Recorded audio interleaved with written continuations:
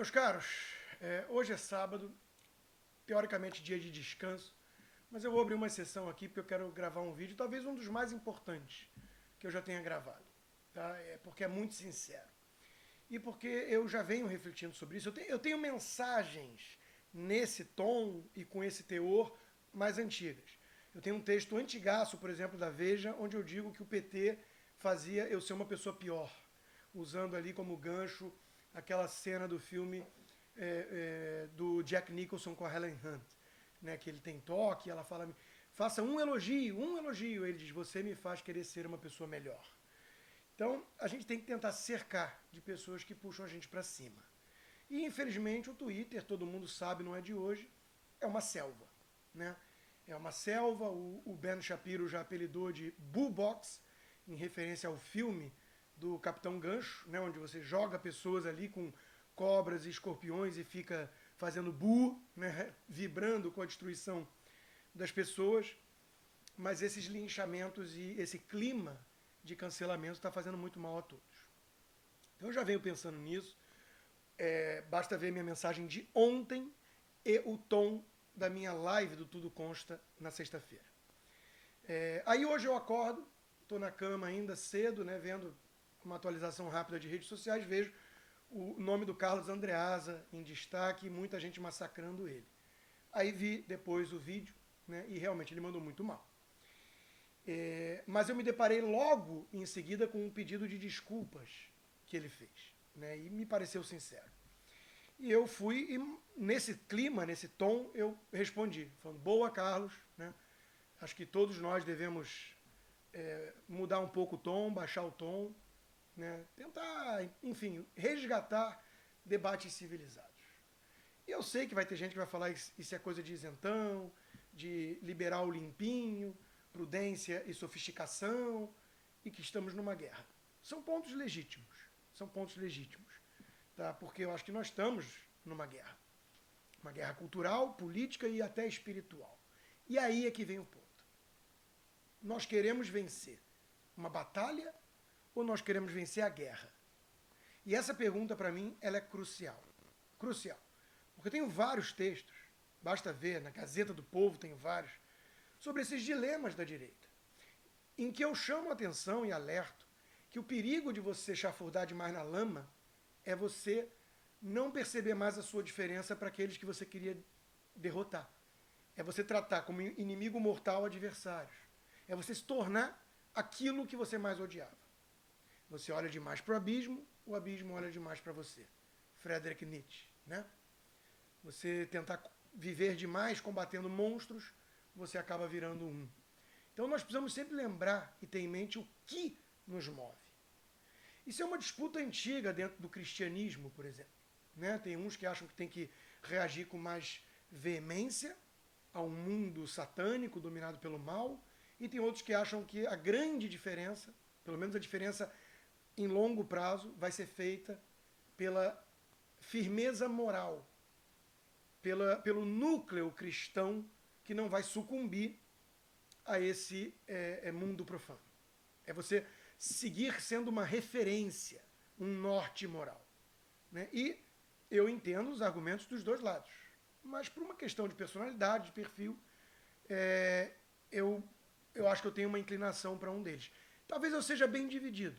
E hoje, quando eu postei depois disso uma outra mensagem no Twitter dizendo o clima em nosso país é de guerra tribal onde vale tudo, qualquer um dos que estão na linha de frente estão sujeitos a deslizes, falamos muito, às vezes falamos bobagem. Não contem comigo para linchamentos e cancelamentos. Acredito que tal postura esteja na raiz dos problemas. E depois eu emendei. Ou seja, eu não pretendo agir como o outro lado agiu e age comigo. Para mim, máscaras caíram justamente quando certa datilógrafa passou a atacar a honra de vários de nós e uma turma se calou, pecou por omissão. Né? Não acredito que se combata ódio com ódio, canalice com canalice. Sejamos melhores. E eu percebi que muitos responderam me jogando pedra e falando que eu sou parte do problema. Vamos fazer uma reflexão, talvez eu seja. Talvez em muitos momentos eu tenha subido muito o tom, eu tenha jogado lenha na fogueira. Eu não procuro agir assim e quando eu percebo que eu realmente o faço, eu me arrependo e eu não tenho compromisso com o erro. Mas temos que tomar cuidado aqui, porque há uma diferença entre expor a hipocrisia, até mesmo criar os apelidos, porque eu acho que senso de humor faz parte. As pessoas falam que eu me humilho porque eu tenho um bom relacionamento hoje com o Olavo, que me chamava de Rodrigo Cocô. Isso para mim não é o mais relevante. É buscar a essência das pessoas, o caráter e ter algum senso de humor. Então, chamar de antas, chamar de... Enfim, criar apelidos, isso é o de menos. Ou expor a hipocrisia do tipo, fica em casa, mas está com a empregada lá trabalhando atrás, né? Enquanto você está defendendo o lockdown para os outros. Isso faz parte do jogo. Isso é fundamental, inclusive. Eu me vejo muito como alguém que denuncia essa hipocrisia, a falta de coerência. Eu tenho um livro, meu best-seller, escrito sobre isso. Esquerda Caviar. Então, isso para mim é do jogo. O problema é esse ambiente de linchamento virtual e de cancelamento em que vamos todos aderir ao Bang Bang. Aí, meus caros, eu acho que nós perdemos a guerra. Porque o que nós estamos tentando salvar? Ah, você tem que ser leal a um lado, escolha seu lado. Bom, tá bom, então Bolsonaro e a sua família demonizavam a vacina há pouco tempo atrás, agora colocam um meme, uma foto de que a vacina é nossa arma. Sendo que o Benê Barbosa, que é o grande estudioso e defensor do direito de termos armas, que é uma bandeira que sempre foi uma bandeira conservadora, da liberdade individual, não é uma bandeira do Bolsonaro, por exemplo. O próprio Benê Barbosa diz que está decepcionado com a postura do governo sobre isso. E aí? Nós estamos do lado dos princípios ou do lado do governo ou do presidente? Então, não contem comigo para tribalismo. Isso para mim não é ser prudente e sofisticado ou direita limpinha. Isso para mim é defender princípios. Foi o que eu fiz quando o próprio Danilo Gentili foi alvo de um pedido de prisão do PGR, da Câmara, e depois o PGR pediu o banimento dele do Twitter e que ele não possa chegar perto da Câmara. Aí ele entendeu que eu estava defendendo ele. Por quê? Porque já estamos nesse ambiente tribal, enquanto que eu defendia princípios, né? E falei sobre isso essa semana. Então, nós vamos o quê? Nós vamos querer um Felipe Neto do nosso lado? Nós vamos aplaudir quem lança a mão desses métodos só porque está do nosso time? Não acho que isso seja o caminho certo. De novo, cuidado para não confundir vencer uma batalha, perceber a fraqueza de um inimigo e passar para a tentativa de destruição dele com a vitória da guerra. A guerra vai ser vencida se nós superarmos o que há de pior. Se nós defendermos os valores que uma direita conservadora cristã, né, que valoriza a tradição judaico-cristã, conseguir preservar essa sua essência. Só aí nós teremos vencido a guerra.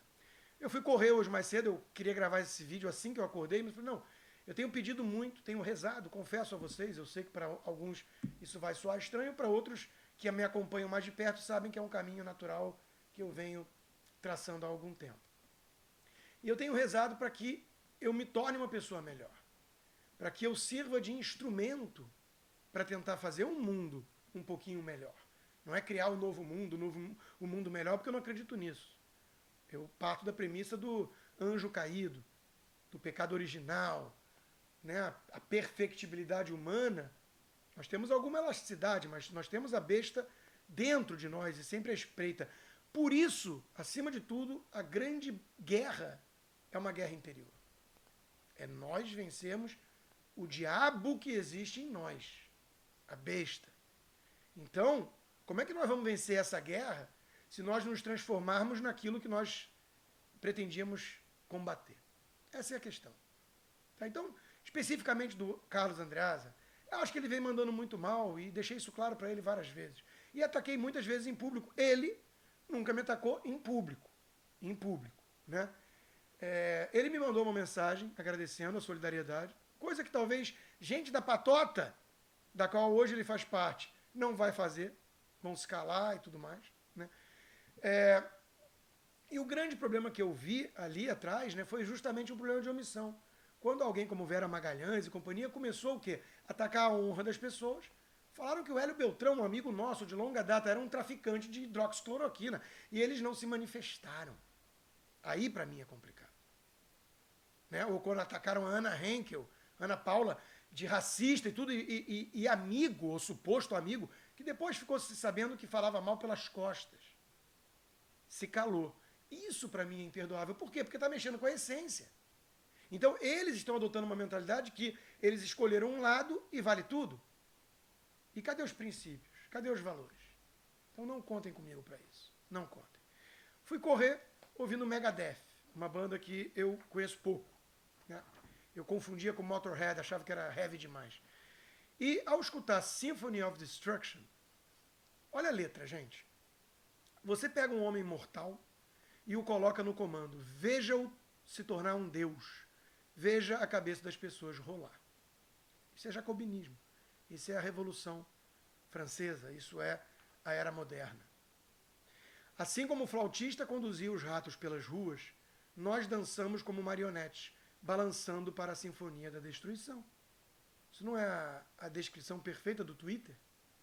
Agindo feito um robô, seu cérebro de metal se corrói e você tenta tomar o pulso dele antes que a cabeça exploda.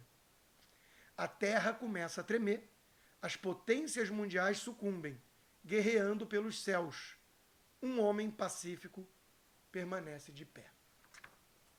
Meus caros, contem comigo para ser firme, para ser veemente nas críticas que eu faço e às vezes para me exceder. Porque sim, eu sou um ser humano. E para não ter compromisso com o erro. Quando eu achar que eu passei do ponto, podem cobrar. E se eu concordar, eu vou me redimir. Isso faz parte. Acima de tudo, eu quero ser uma pessoa melhor.